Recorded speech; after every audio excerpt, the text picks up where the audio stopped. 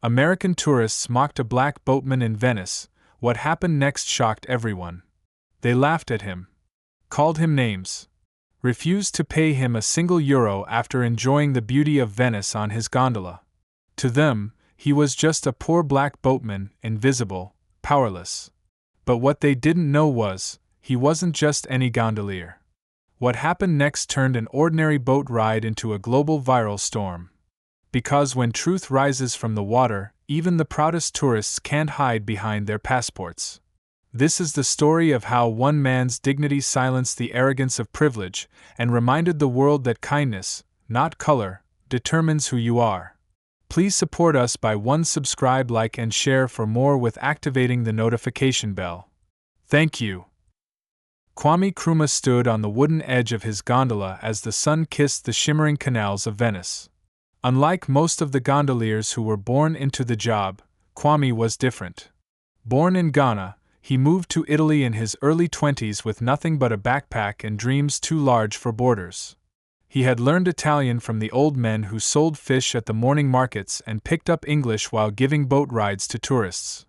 He wasn't just a gondolier, he was an artist of the canals, weaving stories as he rode through Venice's ancient waters. His boat, l'Anima, which meant the black soul, was painted sleek black with gold lining. Children loved him.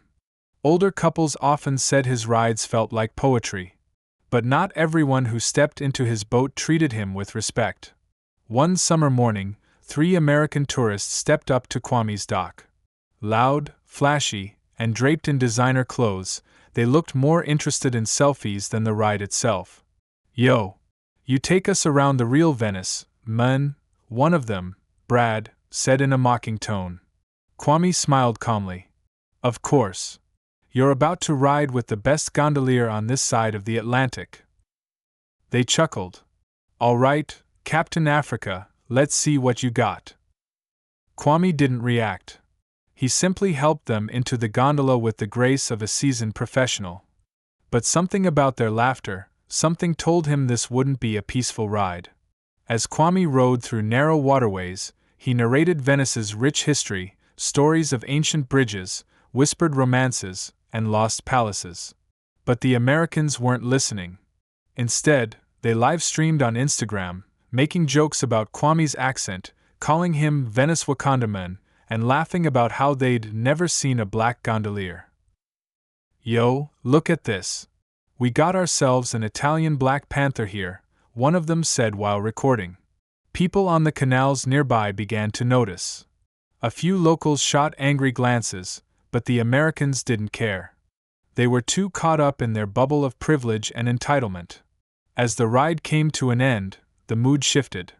"That'll be 80 euros, Kwame said, still polite. Brad scoffed. 80? For what? A ride with a fake Italian? We should be charging you for ruining the aesthetic." They laughed and started walking away. Kwame's hand gripped the side of the boat tightly. Not because he was angry, but because he'd seen this before. He knew what injustice felt like. But this time, something different stirred inside him. "You didn't pay," he said, more firmly.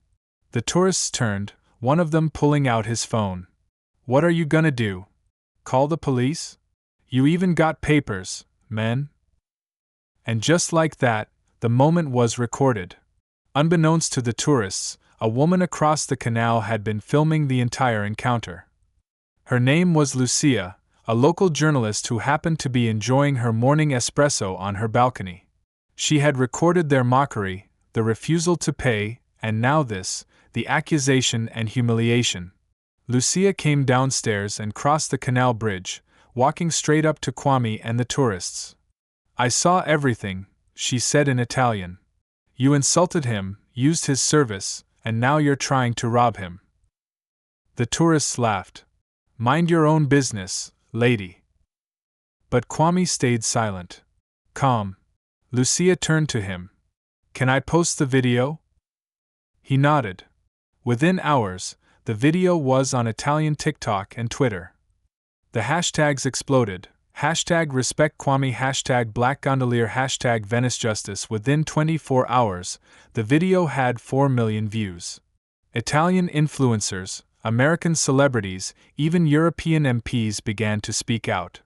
This wasn't just about a ride, it was about dignity, racism, and how small moments reveal who we truly are. The backlash was swift. The U.S. tourists had their identities revealed by online sleuths. Their Instagram pages were flooded with angry comments. One of them, ironically, was a diversity consultant for a corporate firm in Texas. He was fired within 48 hours. Italian news networks reached out to Kwame for interviews. He refused most of them, except one, an emotional sit-down with Lucia where he explained, "I came here for a better life. I row boats not because I have to, but because I love Venice.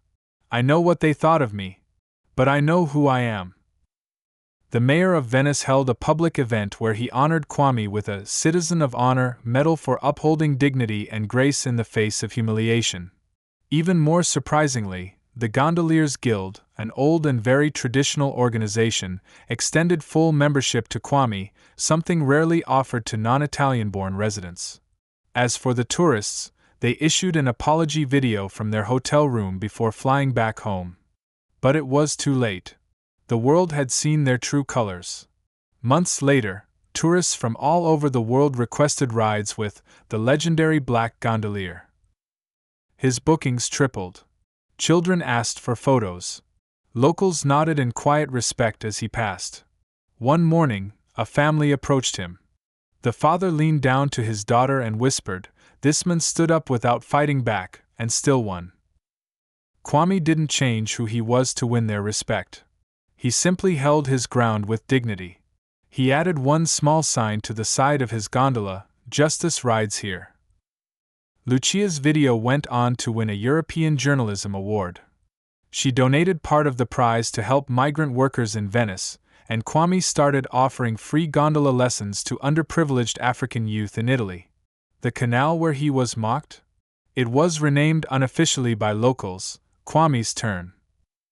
What started as a ride meant to belittle a man turned into a journey the whole world would remember. They tried to steal his money and his pride, but instead, they gave him a voice the world couldn't ignore. The next time someone mocks another person for who they are, remember Kwame. Because character can't be bought. And dignity always floats to the top.